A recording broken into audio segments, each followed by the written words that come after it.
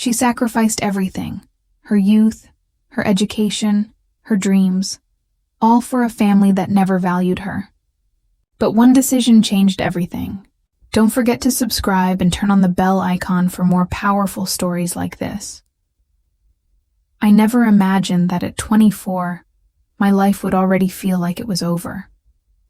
While my friends were graduating, starting their first jobs and planning their weddings, I was stuck in a 2-bedroom house on the outskirts of town, raising children that weren't even mine.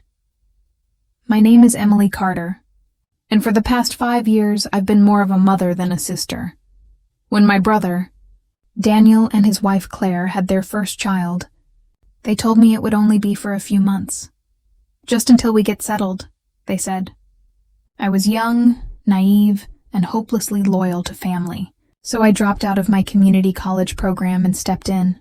I told myself it was temporary, that once they were stable, I'd go back to finish my degree in education. But months turned into years. Now, at 24, I spend my mornings making packed lunches, braiding my niece's hair, and coaxing my nephew out of bed before the school bus comes. My afternoons are filled with laundry piles, dishes, and errands. By the time the kids are in bed, I'm too exhausted to even remember the girl I once wanted to be. I sometimes stare at my old textbooks, tucked away in a box under my bed, and wonder if they mock me. Just a few months, Daniel had said, but Daniel never meant a word of it. The quiet sacrifice, Claire treats me like a live-in nanny she doesn't have to pay. If the kitchen isn't spotless, or if the kids' clothes aren't folded, her sharp eyes find me instantly. "You're home all day, Emily," she says with that condescending tone. "The least you can do is keep things in order." The least I can do? I've given up my 20s for her children. I've sat through their fevers, their school projects, their tantrums and tears. I've been there for every scraped knee and every bedtime story. But to her, I'm invisible. Daniel isn't much better. My brother believes family sacrifice is normal. He thinks it's my duty as a sister. Whenever I gather the courage to mention going back to school or getting a job, he shuts me down with the same line. "Emily, you'll always have time for that later. Right now, the kids need you. Later, always later." Last week, I found myself in front of the library downtown. It used to be my favorite place, a little sanctuary where I dreamt of being a teacher someday. My fingers lingered on the glass door, but I couldn't bring myself to go in. What right did I have to dream anymore? Inside, students my age were studying, laughing, living. I caught my reflection in the glass. Messy ponytail, worn-out sweater, tired eyes. And I didn't recognize the girl staring back at me. I wasn't Emily Carter, the aspiring teacher. I was Aunt Emily, the unpaid babysitter, the innocent love. The children, though, they love me. Sophie, the eldest at 8, clings to me every night before bed.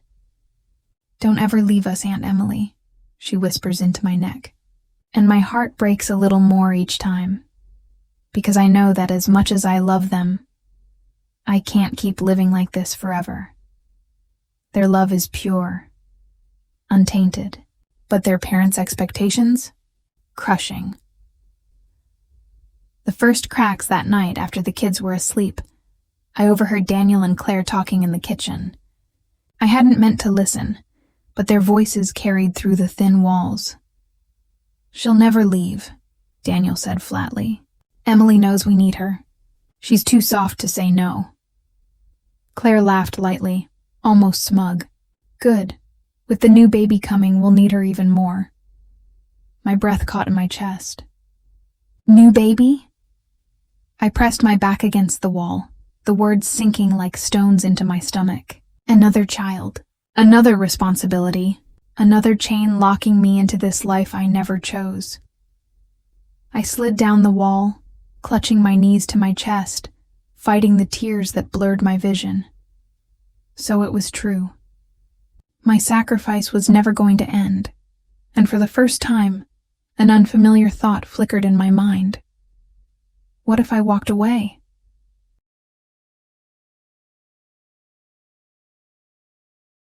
The next morning, the house felt different. Or maybe it was just me. Every sound grated against my nerves. The clatter of dishes, the shrill voices of the kids arguing over cereal, Claire's sharp instructions floating from the kitchen. I moved through it all like a ghost, forcing a smile, pouring milk, tying shoelaces, pretending nothing had changed. But inside, my mind was still echoing with Daniel's words. She'll never leave. When the kids were finally out the door, Daniel sat at the table scrolling through his phone while Claire flipped through a parenting magazine. Without looking up, she said, "Emily, I left a list for you on the counter. Grocery shopping, laundry, and don't forget Sophie's school project. She'll need the supplies by Friday." Her voice was flat, dismissive, as though I were an employee rather than her husband's sister. I picked up the list. It was long, impossibly long, and for a moment I just stared at it, my chest tightening. "Claire," I started softly. "I was thinking maybe I could look into finishing my degree part-time. Just a few classes." Daniel cut me off before I could finish. "Emily, not this again. We've talked about it. Right now isn't the time. The kids need stability and you're already here. What's a piece of paper compared to family?" His words stung more than I wanted to admit. That piece of paper had once been my dream, the path to the life I'd envisioned. Now it was nothing more than an inconvenience to him. Claire sighed dramatically, finally looking up. "Honestly, Emily, you should be grateful. You have a roof over your head, food on the table, and a family that needs you. Some people would kill for that kind of security, grateful." The word rang in my ears like an accusation. Should I really be grateful that my 20s were slipping away? That my life belonged to someone else? That afternoon, I pushed the grocery cart through crowded aisles, Sophie and her little brother trailing behind me, bickering. My phone buzzed in my pocket, a message from my old classmate, Sarah. She'd just been accepted into a teaching fellowship abroad. "Wish you were here with me. You always talked about teaching overseas." I froze in the middle of the store, the words burning a hole in my chest. Sophie tugged on my sleeve, breaking my trance. "Aunt Emily, can we get cookies?" Her innocent eyes were wide with hope, and I couldn't say no. But as I tossed the box into the cart, I realized something. I couldn't remember the last time anyone had asked me what I wanted. That night, after the kids were asleep, Claire came into my room without knocking. She leaned against the doorframe, arms crossed. "Daniel and I were talking. With the new baby coming, we're going to need you to take on more. It's just reality. I'll be resting a lot, and Daniel will be busy with work. We'll all have to make sacrifices." Her eyes bored into me, cold and expectant. Sacrifices. As if I hadn't already sacrificed everything.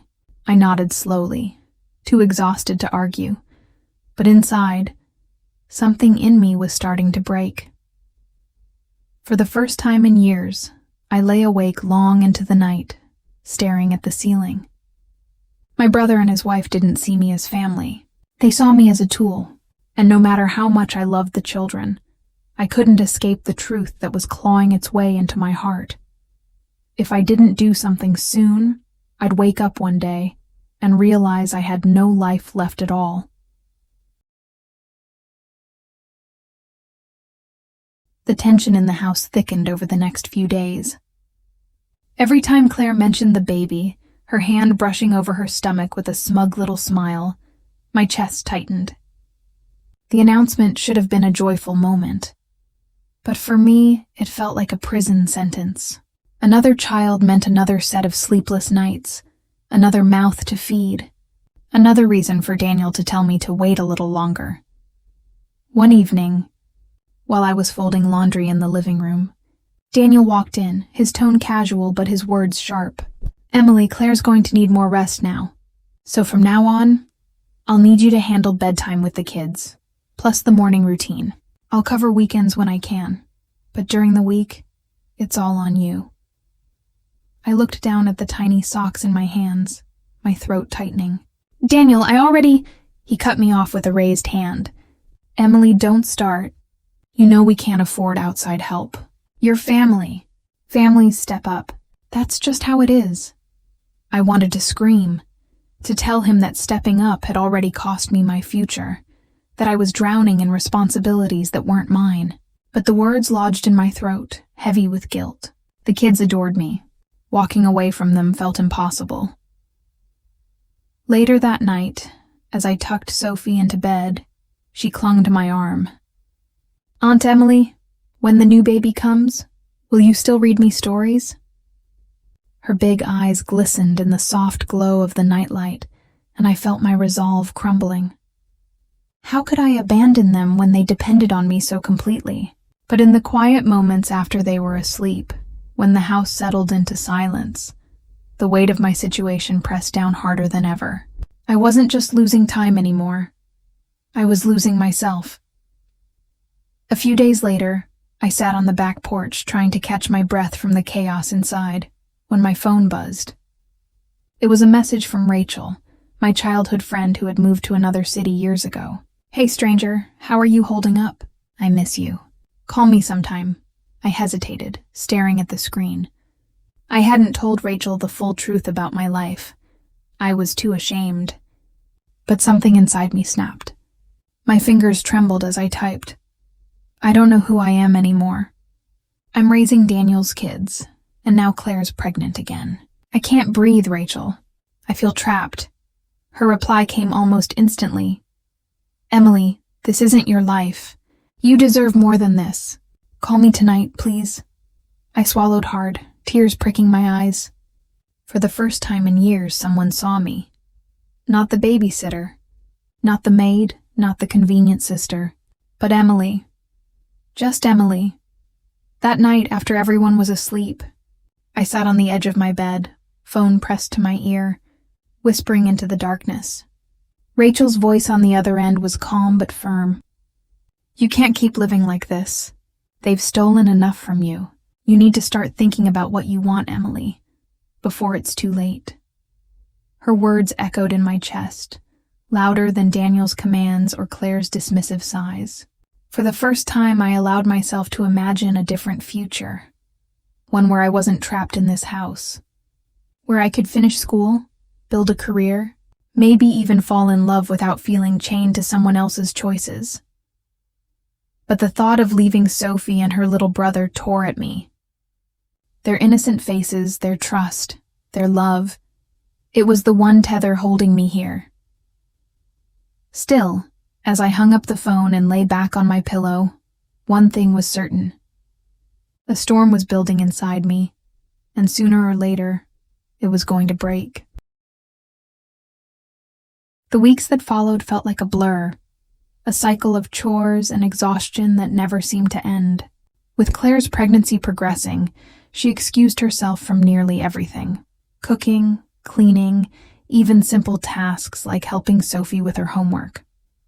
The doctor said I need rest, she'd murmur, reclining on the couch while I rushed around the kitchen. Daniel would nod solemnly, as if her words were gospel, then glance at me. You'll manage, Emily. You always do.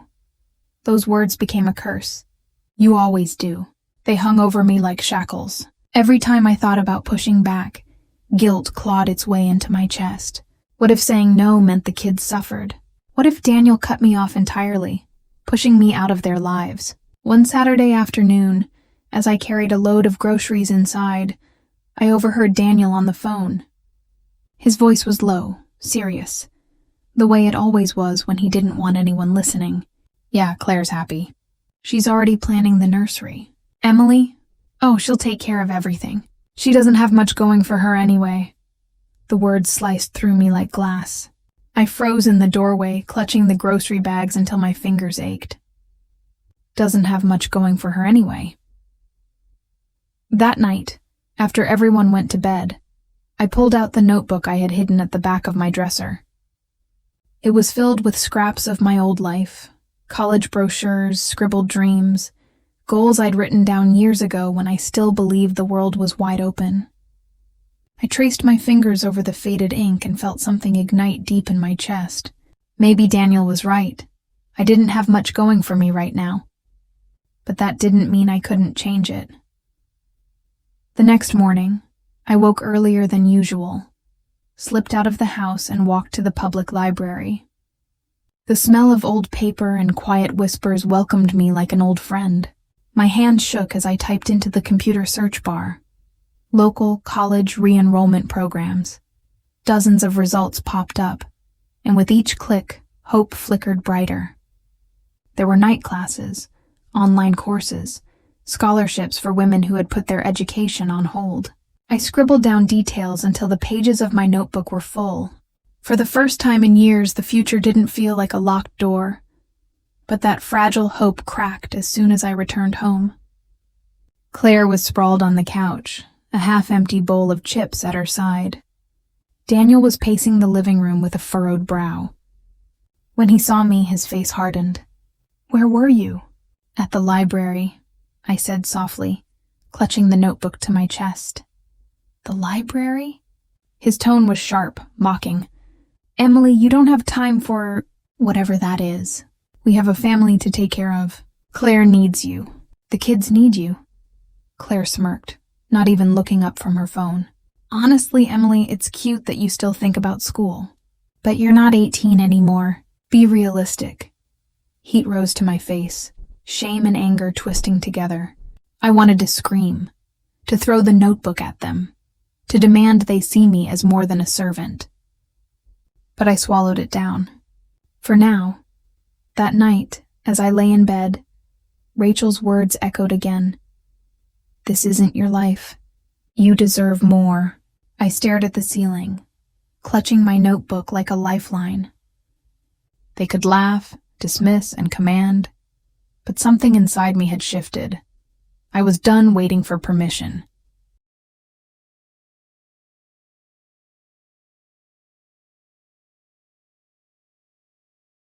The tension in the house grew heavier with each passing day, pressing down on me like a weight I couldn't shake. Claire's pregnancy became her shield, an excuse she wielded for every demand, every complaint. The children clung to me more than ever, Sophie with her math homework, Liam with his endless questions, and little Ben who cried every night until I rocked him to sleep. Daniel praised me in front of neighbors, calling me selfless, but behind closed doors, he used that very word as a weapon. "You're good at this, Emily," he'd say, tossing his jacket on the chair while I scrubbed dishes. "It's your role. You were never meant for school or careers. You were meant for family." I smiled on the surface, but inside, his words burned. Meant for family. No, what he meant was meant for his family. One evening, Rachel dropped by unexpectedly. Her eyes widened as she took in the sight of me juggling dinner, homework, and a crying baby, while Claire sat scrolling on her phone. Rachel's jaw tightened. When I finally stole a moment to walk her to the porch, she gripped my shoulders. "Emily, listen to me. This isn't sustainable. They are bleeding you dry. If you don't stand up for yourself now, they'll never let you go. You'll be here when their kids are teenagers. You'll be here when Claire has another baby. Is that the life you want?" Her words struck harder than I wanted to admit. My throat tightened, but all I could whisper was, "I don't know how to leave." Rachel's voice softened, but her eyes burned with urgency. "You do know how. You've already started. The notebook, the library, you've taken steps. All that's left is deciding if you want your life back badly enough." That night, I couldn't sleep. The house was quiet, everyone tucked in, but my mind churned restlessly. I opened the notebook again, rereading the scholarships, the deadlines, the courses. My hand trembled as I circled one program that started in just 3 weeks. If I applied tomorrow, I could still make it. But fear gripped me. Daniel would explode. Claire would mock me. The children. What about them? My heart twisted. They weren't mine, but they felt like they were. Would I be abandoning them? The next morning, the decision was made for me. I woke to Claire shouting from the kitchen. When I rushed in, she was holding a spilled glass of juice, her face contorted with fury. "Emily, this is your fault. You're supposed to be watching them." Daniel stormed in seconds later, glaring at me. "Can't you do anything right? You think about yourself for 1 second and everything falls apart." The injustice hit me like a slap. It wasn't my fault. I had been folding laundry. Sophie had poured the juice herself. But instead of acknowledging that, they both unloaded their frustrations on me, as if I were the root of every problem. I didn't cry this time. I didn't apologize. I just stood there, my heart pounding, my notebook's weight heavy in my pocket. Something inside me hardened. That night, while everyone slept, I sat at the desk with the glow of the computer screen lighting my face. I filled out the scholarship application, typed every answer with shaking hands, and finally, with a deep breath, pressed submit. For the first time in years, I felt alive. The morning after I submitted the application, everything looked the same. The same sunlight through the curtains, the same children's voices echoing down the hallway, the same demands waiting for me. But inside I was different. I carried a secret no one could take away, a future that belonged to me. Daniel noticed it first. At breakfast, while I poured orange juice into glasses, he narrowed his eyes. "What's with the smile?" he asked, suspicion lacing his tone. "Nothing," I said softly, but inside my heart hammered. Not nothing, everything. Days passed, and I moved quietly, almost invisibly, through the house. But each night, after the dishes were done and the children were asleep, I returned to the glow of the computer, working on essays, filling out forms, planning. My secret world grew stronger while theirs began to lose its grip on me. Then, the acceptance email came. I stared at the words, reading them over and over. "Congratulations. You've been awarded a scholarship for the fall term." My hands shook, tears blurring my vision. It was real. I was free. The decision of when to tell them weighed heavily, but fate chose for me. That evening, Daniel found my notebook open on the desk. His voice roared from the living room. "What is this, Emily?" I froze in the doorway as he waved the notebook in the air. Claire looked up from the couch, her eyes glittering with disdain. "You applied to college." Behind our backs, Daniel's face flushed red. "After everything we've done for you? After everything you owe this family?" Something inside me snapped. For years I had swallowed my words, let their guilt and demands control me, but not tonight. "I don't owe you my life," I said, my voice shaking but steady. "I've raised your kids.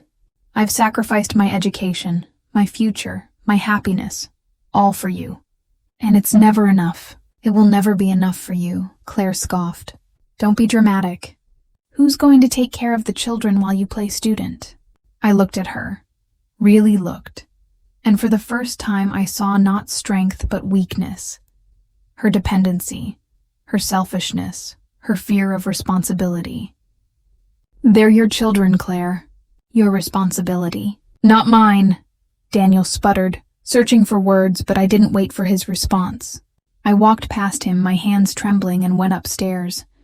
I packed a small bag, the notebook on top, my future tucked neatly inside. The children stirred as I left. Sophie's sleepy voice called from her doorway. "Emily, where are you going?" I knelt beside her, brushing a strand of hair from her face. "Somewhere I should have gone a long time ago. But I'll always care about you, Sophie. Don't forget that." Her eyes filled with tears, and for a moment my heart nearly broke. But I knew staying would break me even more. As I stepped outside, the cool night air wrapped around me like freedom itself. My phone buzzed with a new message from Rachel. "Proud of you. Can't wait to celebrate." For the first time in years, I wasn't just surviving. I was living. My story wasn't about being the girl who gave everything and received nothing. My story was just beginning, and this time, it belonged to me. We'd love to hear from you. Was there a moment in this story that connected with your own life? Drop a comment with your feelings, and don't forget to tell us where in the world you're watching from.